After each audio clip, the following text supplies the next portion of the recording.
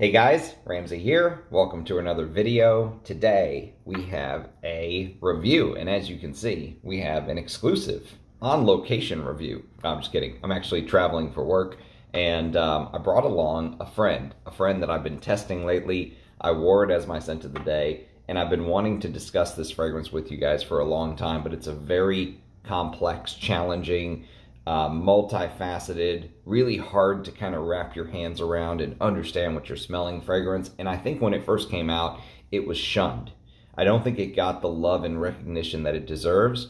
And now that many of these more artistic amouages are being discontinued by the house, I think this is kind of starting to come back into the spotlight, and I'm glad it's getting the respect and love that it deserves. This is Imitation Man from the house of Amouage, and you can clearly see that dent. Well, first of all, sorry for the shitty lighting, but it is what it is. I have no control over that. So second of all, sorry for the janky setup. This is all I have. So we're just going to have to roll with it. I hope you enjoy the beautiful city background there. But Imitation Man, look at the dent in that bottle. It is that is my dent, by the way. I bought this brand new when it first came out in 2018. And if you're not familiar with Imitation Man, it is basically supposed to be inspired by Christopher Chong's childhood. I'm going to look at my computer because it's actually over here. I have a laptop with me here, and usually it's right here in front of me, so it doesn't seem as awkward and weird, but we're going to roll with it. And so if you're not familiar with Imitation Man, it is supposed to be inspired by Christopher Chong's childhood from the 1970s. So he actually grew up in New York City in the 1970s. And so when you smell Imitation Man, which actually I'm going to do a fresh spray because I love this fragrance so much. So basically, if you imagine what the 1970s in New York City would have smelled like. So imagine getting things like vinyl records and sort of musty, powdery basements in New York, right? And also this nightlife, this high party, bottles popping, just Studio 53. Was it Studio 53? I can't remember.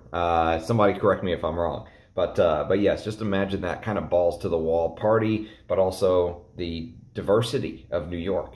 And to me, the name itself, Imitation Man, is genius. And I think many people thought it was a little strange to name a fragrance Imitation, but I think it's a little bit of a genius in its own right, because now that years have kind of gone by, if you think about the fragrances that we get in the marketplace nowadays, every house that's out there sort of talks about how unique and original their fragrances are, and then when you smell them, you realize that they smell like everything else. That they talk this huge game, but they actually don't smell unique at all. They smell like every other 99.99% of stuff that's put out in the marketplace nowadays.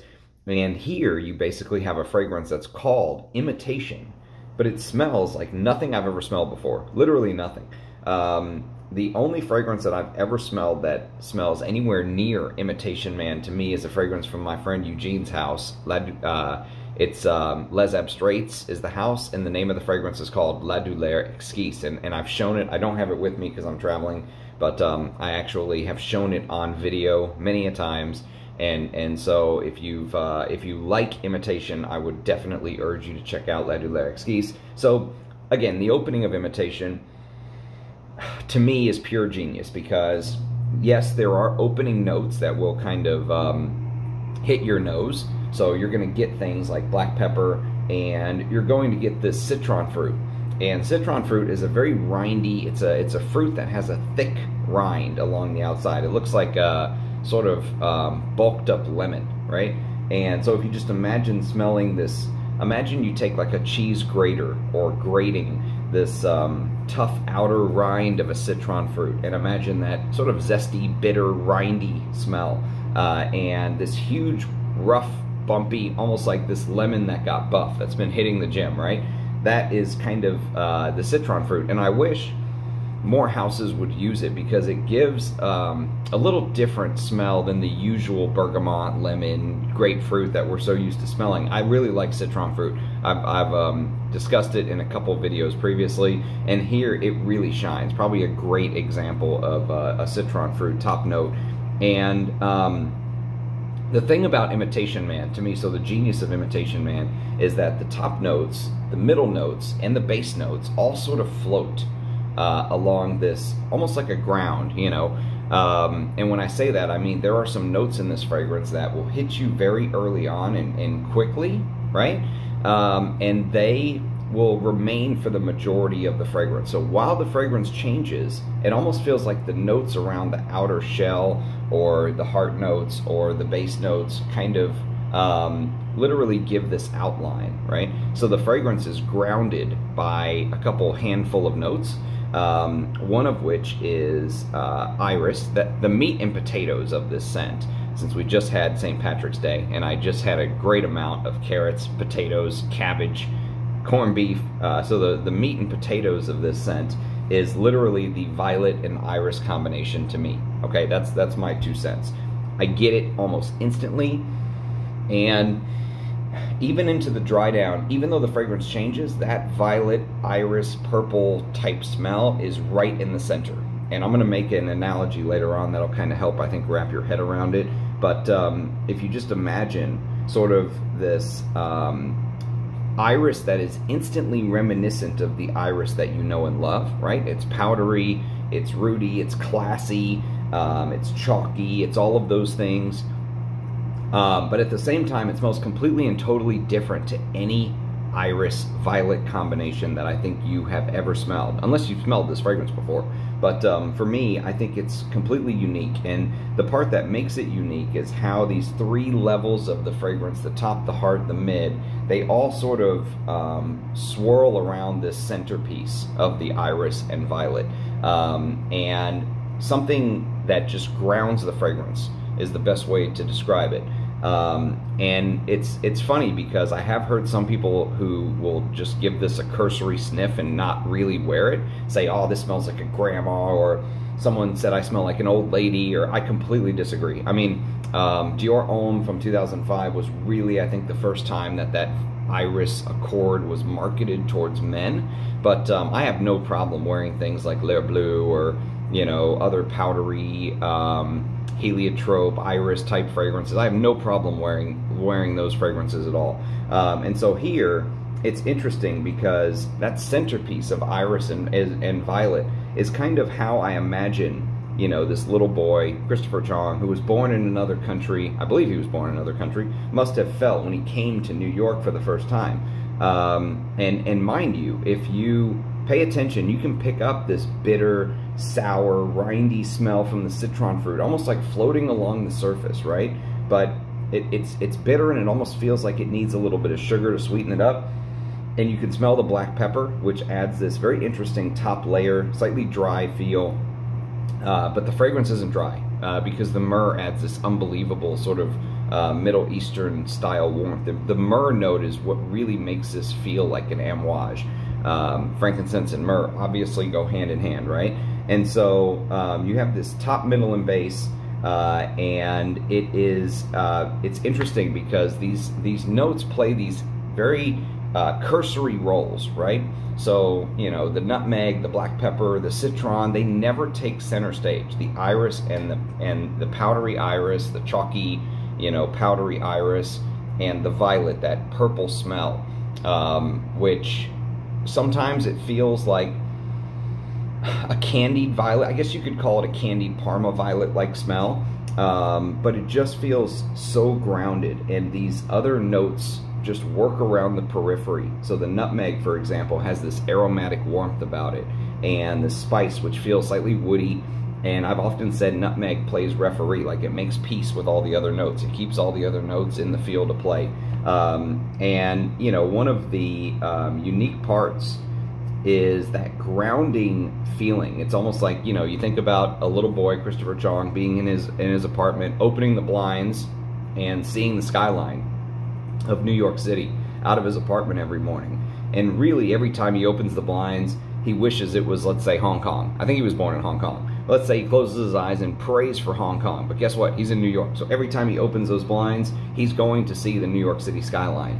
And those revolving layers around the fragrance, you know, the grounding of the iris and the violet. There's so many different analogies and ways you can taste such an artistic fragrance, such an amazing artistic fragrance to me. And I love that purple, powdery, floral, peppery type smell. And it all sits on a base of resin. So I talked about the warm myrrh.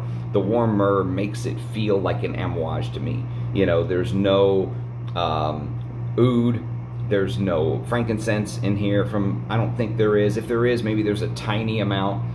Maybe it's just there to really work with that fungal smelling, warming myrrh in the base. And the resins in the base, the myrrh and patchouli and castoreum and leather, when mixing with those, the iris and the violet, I think that's what makes it a fragrance like no other, that you've never smelled before. And you know, thinking of it, maybe that was kind of the idea, that Christopher Chong wanted to kind of make something that only he would understand, because technically it is his life. I mean, this fragrance was marketed off of his life, from my understanding. Let me see if I have a blurb. I can't remember if I had a blurb that I could show you. Imitation, man, let's see.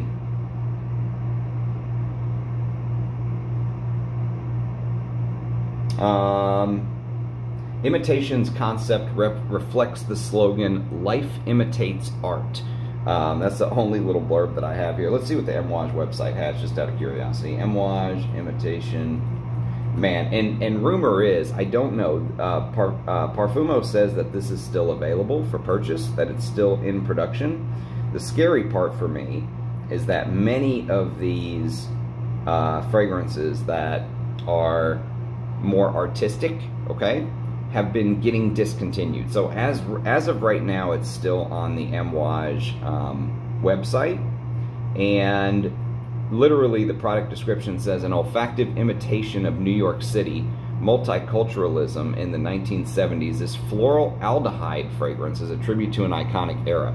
I don't get very many aldehydes, I will say that. I could see maybe there being some aldehydes in here, but I don't think I would describe it necessarily as a floral aldehydic fragrance. I really don't like the Amouage website as it's currently set up, in case you haven't noticed. You know, thinking of the name, and because it was named after, so when it first came out, my understanding was it was supposed to be about Christopher Chong's childhood growing up in New York City in the 1970s. And so he created something very personal to himself. Many people will use something like an opera as inspiration, or nature, or butterfly, whatever, right?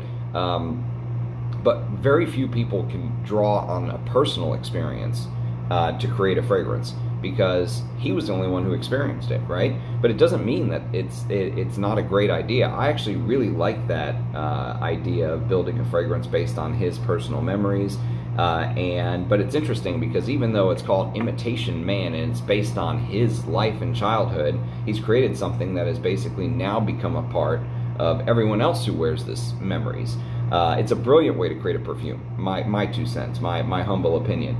And you know, the reason that I keep saying that the iris and the violet in this are grounded fragrances, grounded notes in the fragrance, is because it's the scent that's always there, even from the first spray. So I have about an hour dry down here,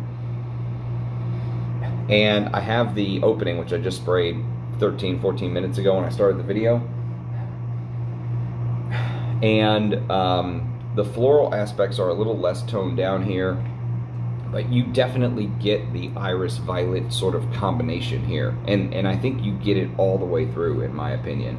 But what will happen is some of the other notes will start to come and go. Like, for example, you'll get to a point, usually around the half-an-hour mark, where those opening notes, like I talked about, the black pepper, the nutmeg, the citron fruit, will begin to subside, and what comes forward will start to be a bit of a vinyl-like smell. Okay, and I really like that vinyl smell. I think they should have made vinyl a note in here, because, I mean, I don't know if it was a strange coincidence. I wouldn't guess it was, because this is targeted after the 1970s, so I wouldn't guess it was just happenstance.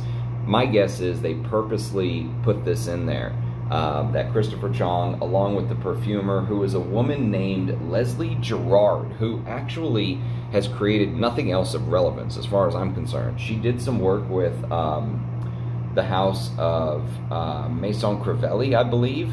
But other than that, I don't think she's created anything anywhere near as good as Imitation Man. To me, Imitation Man is her masterpiece. And of course, you know, with Christopher Chong's tutelage, she created something just absolutely amazing. And so that vinyl smell, very strange and interesting note listing. And I just imagine Christopher Chong like being at a friend's house, putting on a record player, lying back on like a plaid old school 1970s style couch and just zoning out and dreaming of going to Studio 56. Did I say 53? I think it's 56.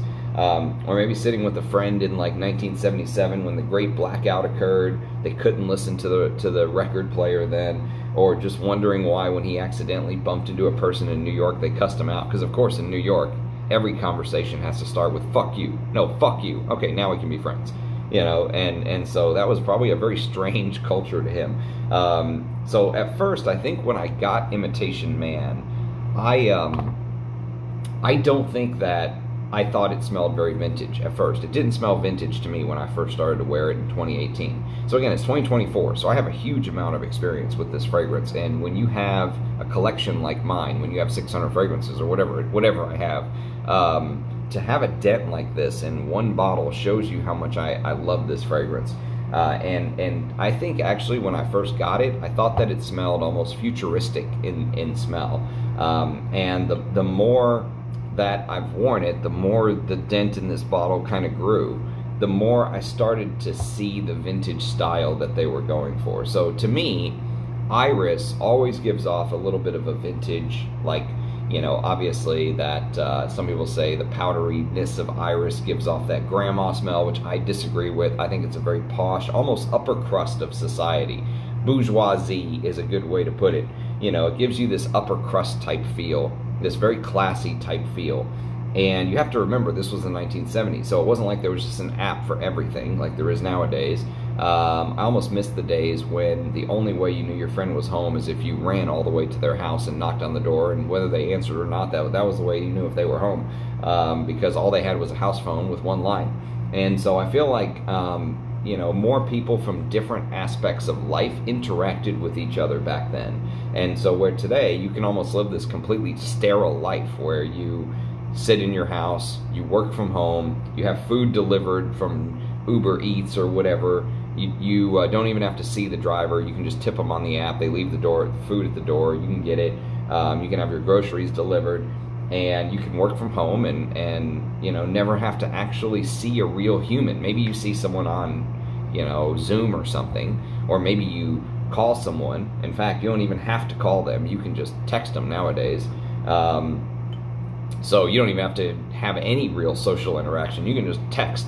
And so, you know, I feel like back then, this violet iris combination feels like, you know, going down into my grandmother's basement when I was a kid, and who also lived in New York, by the way, and, you know, seeing this like old train set in her basement, and you've got model cities and musty old clothes in there, which could be, this fragrance has this almost like this downy, soft wool feel of the fragrance. The florals, I think, give it a little bit of that. And it could be also the patchouli, which I think adds a little bit of a dankness. That could be like the dankness of going down into a basement. See, in Texas, we don't have basements because the clay here is so hard they literally can't dig. I mean, they could, but it would cost a fortune, so they don't. And we probably need them here more than anyone because of the whole tornado issue that we have. So here, I'll put this right here. Well, you won't be able to see it unless I hold it like that because of the light. But there's definitely a vintage touch to the fragrance, and what ends up happening is this beautiful rose note, which I think helps add to the jamminess of the feel. You know, old Amouages that are popular, like I've reviewed Myths Man, for example, on the channel, which is a couple years before this, and Myths had this also kind of floral, but it had a little bit of a denseness to it. And some of the most popular Amouages, Interlude Man, had this unbelievable dense, you know, like everything was put into a ball. The Apopanax, which is like sweet myrrh, the oud, the frankincense, the ambers, all of this stuff was like just condensed and thick and oriental and heavy. And this has a little characteristic of that. There is something that feels slightly jammy and heavy, you know, like there's some real heft and weight to the fragrance. Even though the rose itself doesn't feel jammy, what I think it does is I think it makes that whole combination, let's just say the floral heart in this fragrance of iris, violet, and rose, those three fragrances, those three notes together feel jammy and compact and thick, if you will. And remember my analogy of kind of the top and the middle of the base, and adding this outline to the scent, right? Where the violet and the iris are kind of the ground, the center, right? Christopher Chong opening up his blinds and always seeing New York City because he's in New York City. And so look at the box again. And just imagine that right here you have patchouli. And here you have citron. And here, this golden line at the top, you have myrrh. And here you have black pepper. And here you've got leather. And here you've got castoreum. And it just creates this outline of the scent. And dead smack in the middle is that iris violet combination that grounds the fragrance. And I think that is an amazing analogy to me of how the fragrance smells, because this is a very complex fragrance to describe how it smells. I mean, the Amouage website saying it's an aldehydic floral tells you nothing about the way this fragrance smells, because number 5 is an aldehydic floral. This smells absolutely nothing like number 5. And so the color scheme for me between the bottle, right, with that sort of, you know, it almost looks, I don't know if you can see that reflective sort of color changing paint, almost like it's a filter over the glass, that the fragrance bottle looks, it's a perfect sort of color scheme for me. And you know, if you look, you will smell these colors when you wear it. And there's almost something carefree and stylish about this fragrance. Like Al Manzano used to always tell me about going to nightclubs in the 1970s and 80s, or discos as they called them back then. And he would always talk about getting dressed up like it was an event, and you went to meet people. You know, you went to go have a good time, and you went to go meet people, and all members of society, kind of came together. Right? And so I mentioned earlier that iris gives me this upper class, this upper crust, this bourgeoisie feel, and the violet was actually the color of Roman emperors, because there's, if you look up Tyrian purple, you'll see exactly why. Only the richest of the rich in society could afford to have a purple garment, because they were so unbelievably time-consuming and expensive to make. And when emperors would take over, they would literally call it donning the purple. That emperor is now donning the purple. And so here, it all comes together. It's almost like you get the rich bougie kid from Manhattan, I don't know, what's the bougie part of New York, going to the same club with the kids from Harlem and the Lower East Side, or whatever it is, and they're all partying together and throwing the peace sign, and because it was the 1970s and everything was about love, peace, and sex, drugs, and rock and roll, or whatever it was, right? But they all felt together. You know, they didn't hate each other. They were partying and having a good time and enjoying themselves. And they were happy to be out. They were celebrating life in a manner. And this is kind of a celebratory fragrance.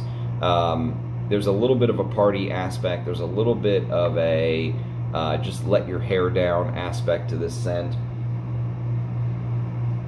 I do not think this is a cold weather scent, though. One thing that if you watch a lot of YouTube videos, many other YouTubers will say, only wear this in the cold. I completely disagree. I've worn this in every weather imaginable, and I love it. Even in the heat, I love it.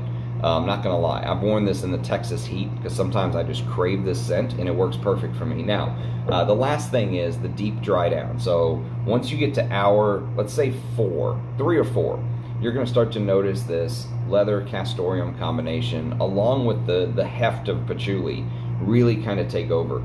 And they sort of, it makes sense because those are anchor type notes that kind of anchor everything down, right? And so if you take this part of the perfume, and if you like this part of the perfume like I do, I would highly, highly encourage you to check out Les Abstraits La Douleur Exquise, because that almost amps up the castoreum and patchouli and rose combination with some more Middle Eastern resins and a bit of vintage Antaeus in La Douleur Exquise, whereas this stays in this almost brown 70s leather. Have you ever heard the term like brown 70s? I've heard some people refer to fragrances from the 70s as just this overall brown smell, right? And here, you almost get this brown leather which starts to come through, but like a vintage leather. Like, I'll give you an example, actually, and I just happened to have this with me because I was carrying some suits for my meeting. And I just want you to check out this sort of this brown leather right here, American Tourister. This is like a suit holder, right? I don't know if you can really see the quality of that, but this is a vintage item. It's old, okay? It's very old. It's probably older than I am. But this thing, I feel like this thing could survive a nuclear war. I mean, it is made like you would not believe.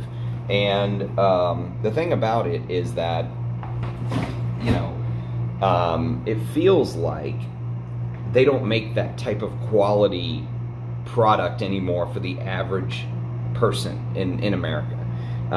It feels like if they do make something like that nowadays, it's going to cost you a fortune. And, you know, it feels how segmented our society is. Everything was available to the middle class back then.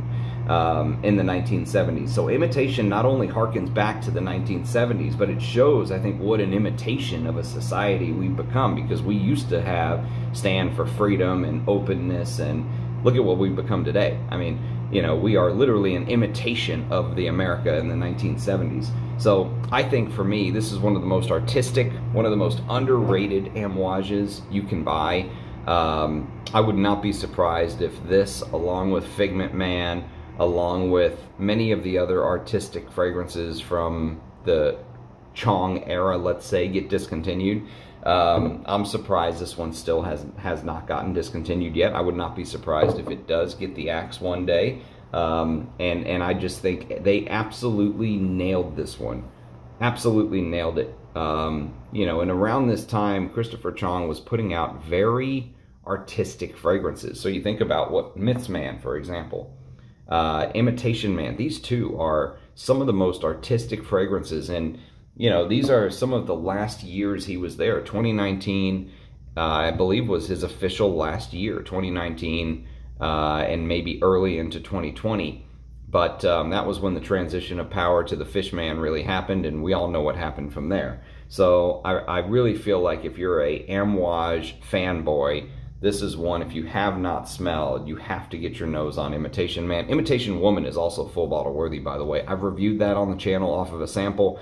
It's good enough where I would add that in the 5 women's. There's still about 5 women's fragrances I want full bottles of. There's Overture Woman, there's Memoir Woman, there's Imitation Woman. There's a couple others, I think, on the women's side, which are full bottle worthy. Lyric Woman was very, very good as well. And so don't sleep on the women's side of things as well. But yes, fantastic fragrance. It's taken me forever to review this, and I still don't really feel like I did it justice, but hopefully you have an idea of the smell, the scent, how it breaks down.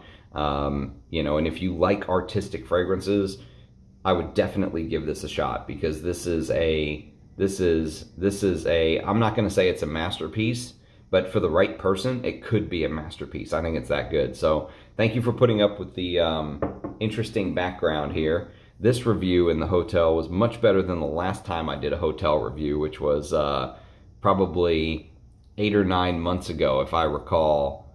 And it was whenever I reviewed Inicio's Oud for Greatness, and I brought it to the hotel because I hate that fragrance so much. I literally didn't want to even spray it in my house.